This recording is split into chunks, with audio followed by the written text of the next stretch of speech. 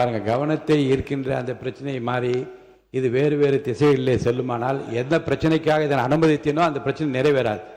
அவர்கள் கூர்ந்து இதற்காக தான் நாங்கள் விவசாயிகள் போராடிட்டு இருக்கிறாங்க. நீங்கள் பயிர்க்கடன் தள்ளுபடி முழுமையாக கொடுப்போம்னு சொன்னீங்க, கொடுக்கல. இதையும் சேர்த்து தான் அங்கே விவசாயிகள் இங்கே போராட்டத்தில் ஈடுபட்டு இருக்கிறாங்க. எவ்வளவு டைம் தேவைப்படும் அப்படின்னு சொல்ல வேண்டும். அதே மாதிரி டெல்டாவில் இருக்கக்கூடிய அனைத்து தரப்பு விவசாய சங்க பிரதிநிதிகளையும் சந்தித்து பேசுகிற மாதிரி முதலமைச்சர் அவர்கள் ஒரு கூட்டத்தை கூட்ட வேண்டும். மூன்றாவதாக, குறுவையில் நஷ்டத்தை சந்திச்சிருக்கக்கூடிய விவசாயிகளுக்கு இந்த அரசு உரிய இழப்பீடு வழங்கணும்னு கேட்டுக்கொள்கின்றேன். எங்களுடைய ஆட்சியில் 6.5 லட்சம் ஹெக்டேர் அளவுக்கு குறுவை சாகுபடி நடந்துச்சு. ஆனால் இன்றைக்கு இந்த வருஷம் இந்த ஆட்சியில் வெறும் 1.5 லட்சம் ஹெக்டேர் அளவுக்கு தான் குறுவை சாகுபடி நடந்திருக்கு. நீங்கள் ஸ்பெஷல் பேக்கேஜ்னு சொல்லி 134 கோடி அறிவிச்சிருக்கிறீங்க. அதை எத்தனை பேருக்கு கொடுத்துருக்கிறீங்க என்பதை இந்த அவையில் தெரிவிக்க வேண்டும். ஏதாவது கணக்கெடுப்பு நடத்தியிருக்கிறீர்களா? மாண்புமிகு பொதுப்பணித்துறை அமைச்சர்.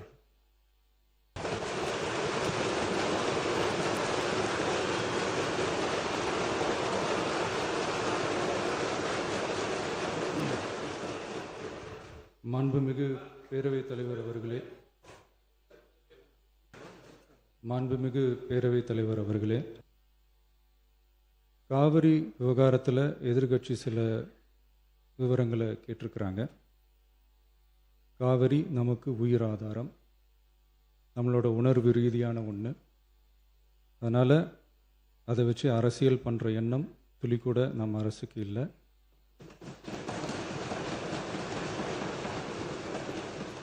அதுக்கான அவசியமும் இல்லை. மேகதாது விவகாரத்தில் நாம் எல்லாரும் சேர்ந்து தான் தீர்மானம் போட்டோம். அதை நேர்முக கடிதமாக மாண்புமிகு பிரதமர் அவர்களுக்கும் அனுப்பி வச்சிருக்கிறோம். அதோடு நாம் அப்படியே இருந்துடல. ராஜ்யசபாவில் ஒன்றிய ஜல் சக்தி துறை இணை அமைச்சர் மேகதாது அணை பற்றி முழு விவரங்களை குறிப்பிடலைன்னு தெரிஞ்சதும் காவிரி நடுவர் மன்றத்தின் இறுதி தீர்ப்பு மற்றும் மாண்புமிகு சுப்ரீம் கோர்ட் தீர்ப்பு சம்பந்தமான விதிகள் மற்றும் பத்திகளை கோட் பண்ணி மேகதாது திட்டத்துக்கு எந்த விதமான சட்டபூர்வமான அனுமதியோ நிர்வாக அனுமதியோ வழங்கக்கூடாதுன்னு மாண்புமிகு பிரதமர் அவர்களுக்கு அடுத்த நாளே நேர்முக கடிதம் எழுதினோம்.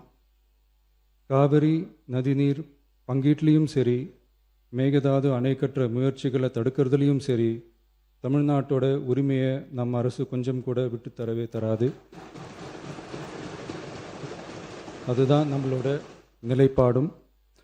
அதே நேரத்தில் கர்நாடகாவில் சில அணைகள் கட்ட ஆரம்பித்ததை பற்றியும் இதே அவையில் 1969 ஒரு விவாதம் நடந்திருக்கு. அப்போது நீர்வளத்துறை அமைச்சராக இருந்தது யார்? அப்போ அணை கட்ட விட்டது ஏன்னு கேட்டு அந்த மாதிரி சீப் பாலிட்டிக்ஸ்லாம் நான் பண்ண விரும்பலை.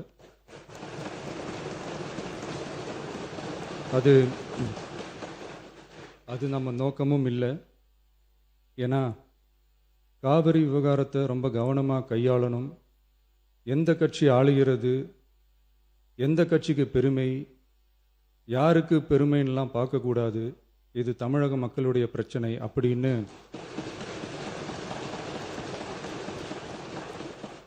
அப்போ இருந்த எதிர்கட்சி தலைவர் திரு திருமன் அவர்கள் சொன்னதை இந்த சபையில் சொல்ல விரும்புகிறேன். காவிரி பிரச்சனையில் சம்பந்தப்பட்ட 2 மாநிலங்களும் ஒன்றிய அரசும் உட்கார்ந்து முடிவெடுக்கணும்னு 1969 இந்த சபையில் பேசியிருக்கிறாங்க. அதுக்கப்புறம் நிலைமை வேறு மாதிரியெல்லாம் போயிடுச்சுன்னும் நம்ம எல்லாருக்குமே தெரிஞ்சது தான். சட்டப்படி இந்த பிரச்சனையை அணுகிறதுல நாம் உறுதியாக இருக்கிறோம், அதில் மாற்றமே இல்லை. இருந்தாலும் ஒரு அட்டெம்ப்ட் எடுத்து பார்க்கலாம்னு தோணுனது தான் அந்த பெங்களூர் விசிட். அப்படி ஒரு விசிட் பற்றி ஃபஸ்ட்டு யோசித்து கேட்டதும் நான் தான். நாம் பெங்களூர் போக நினச்சதை பற்றி பல ஒப்பீனியன்ஸ் வந்துச்சு. நாம் போக நினச்சதுக்கு காரணம், ஒருவேளை இந்த பிரச்சனை தீர்க்கறதுக்கான ஒரு பாசிட்டிவ் சைன் கிடைச்சா நல்லா இருக்குமேன்னு ஒரு எண்ணத்தில் தான். இன்றைய காலத்தில் பகை நாடுகளை பேசி தீர்க்க பார்க்குறாங்க, பக்கத்து மாநிலத்தோட பேசி பார்த்தா என்னன்னு நினச்சேன்.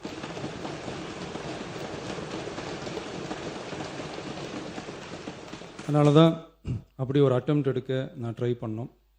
ஒருவேளை அந்த அட்டெம்ப்டில் ஒரு அவமானம் நேர்ந்தால் என்ன செய்யன்னு சில பேர் கேட்டாங்க.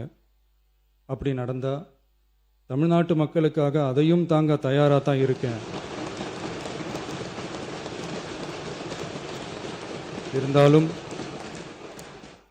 இருந்தாலும் நம்ம மேலே அன்பு காட்டின அத்தனை பேருக்கும் என்னோட நன்றிகள். இந்த காவிரி விவகாரம் பற்றி மாண்புமிகு நீர்வளத்துறை அமைச்சர் அவர்கள் உரிய விளக்கம் அளிப்பார். அதே மாதிரி காவிரி பிரச்சனையால் பாதிக்கப்பட்ட விவசாயிகளுக்கான அந்த இன்சூரன்ஸ் ப்ரீமியம் அரசே கட்டுறதை பற்றி கேட்டிருந்தாங்க.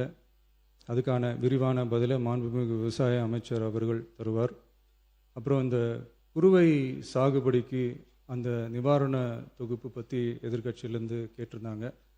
அந்த குறுவை சாகுபடிக்கு அந்த நிவாரணம் ஏற்கனவே கொடுத்தாச்சு, வழங்கியாச்சு. இது அரசியலே நாங்கள் தான் அப்படின்னு சொல்லிக்கிறவங்களுக்கு இது எப்படி தெரியாமல் போச்சுன்னு எனக்கு தெரியல.